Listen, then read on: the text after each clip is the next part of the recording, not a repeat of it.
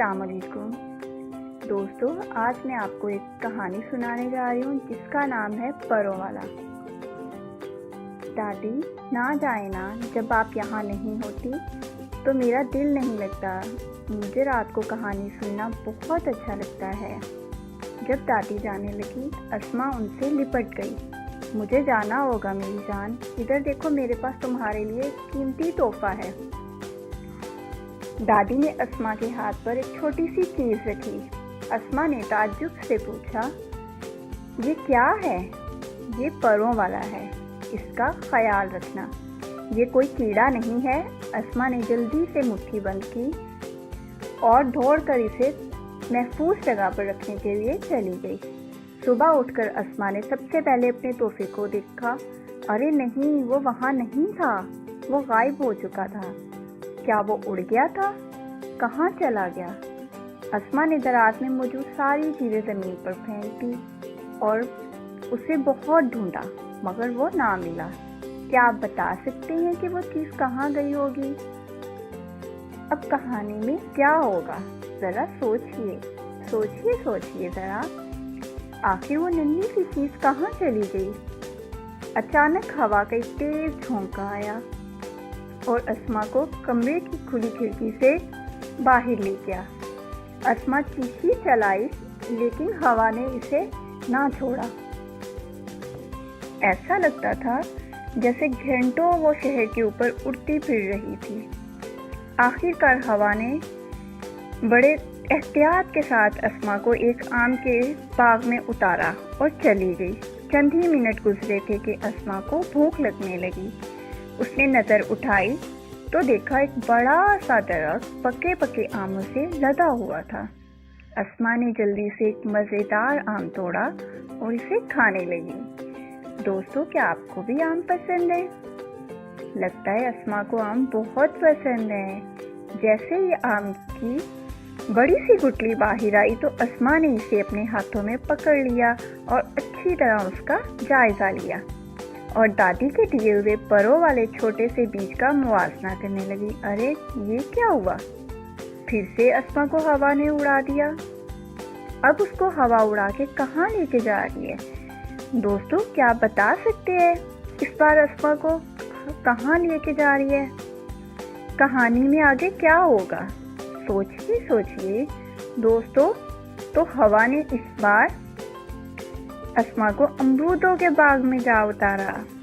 अस्मा वो अमरूद देख रही थी कि उसके मुंह में पानी आने लगा। अस्मा को अमरूद बहुत पसंद थे। अस्मा ने जल्दी से एक पका हुआ अमरूद खाया और इसके छोटे छोटे सख्त बीज थूक दिए। ये बीज तो मेरे परों वाले बीज जैसे नहीं है। अस्मा ने उदासी से अपने खोए हुए तोहफे को याद किया। जब दादी को मालूम होगा कि मैंने उनके दिए हुए तोहफे को खो दिया तो वो बहुत दुखी होंगी। अस्मा ने उदासी में अपने आप से बातें करते हुए कहा। अस्मा ने चंद और अमरूद खाए और जब उसका पेट भर गया तो वो वहाँ से चल पड़ी। इस बार अस्मा ने खुद को समंदर के साहिल पर पाया। अस्मा ने पानी की एक सफेद झागदार मूंछ के ऊपर अपने परों वाला बीज देखा और अस्मा चिल्ला उठी, वो रहा मेरे परों वाला बीज। ऐसा मालूम होता था जैसे वो उसे कह रहा है, आओ आओ मुझे ले जाओ। अस्मा ने पानी में छलांग लगा दी और मछली की तरह तैरने लगी। अरे नहीं, ये क्या? इससे पहले कि वो बीच तक पहुंचती, परों वाला बीज गायब हो गया। क्या वो उड़ गया? क्या उसने समंदर में गोता लगा दिया?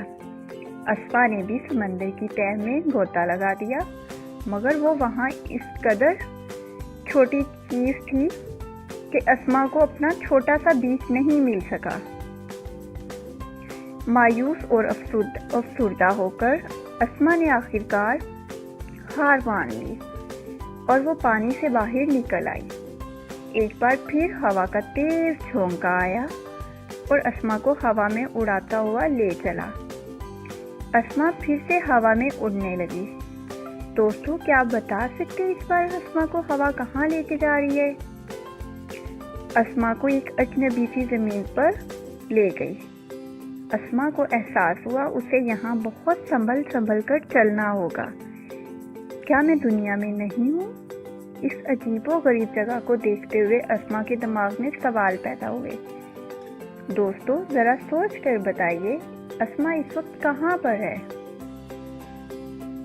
हाँ, वाकई अस्मा अपनी दुनिया में नहीं बल्कि दुनिया के करीब तरीन पड़ोसी चांद पर है। अस्मा परों वाले बीज को चांद के गहरे गड़ों में ढूंढने लगी, मगर अस्मा को बीज ना मिला। अब मैं क्या करूं? वो मुझे कहाँ मिलेगा? अस्मा बहुत उदास हुई। आखिरकार वो रोने लग गई। जैसे ही उसकी गालों पर आंसू बहने लगे तो उसकी आंख खुल गई। जी हाँ, अस्मा एक ख्वाब देख रही थी। सूरज निकल चुका था। अस्मा भागकर उस तरफ गई। उसे बीज वहाँ ही मिला जिस डिबिया में रखा था। मिल गया, ये है वो मेरा बीज। अस्मा ये कहते हुए अपने अम्मी अब्बू की तरफ भागी।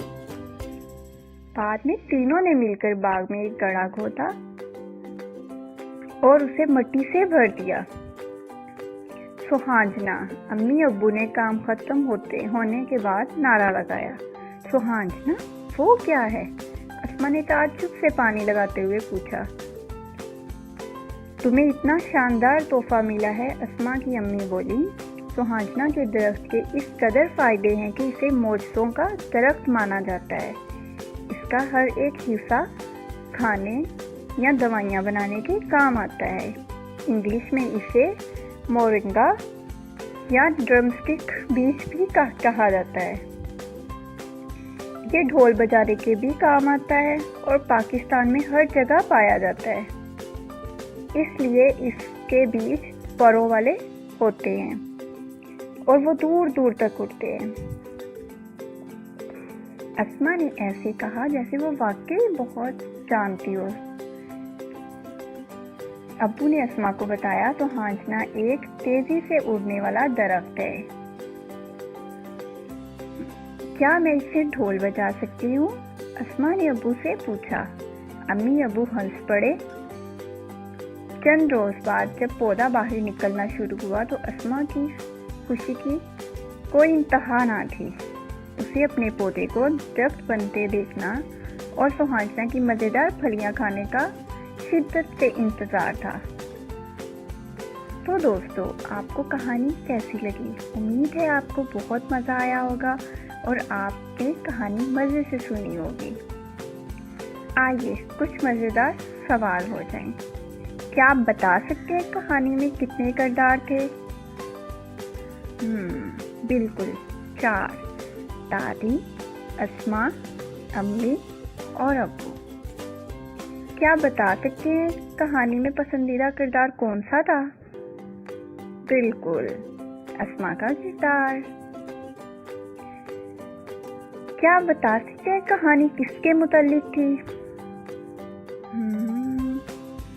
कहानी सुहांजना के परों वाले बीज की थी जो कि खो गया था, जिसको ढूंढते ढूंढते अस्मा ने आमों के बाग की सैर की, अमरूद के बाग की सैर की, समंदर की सैर की।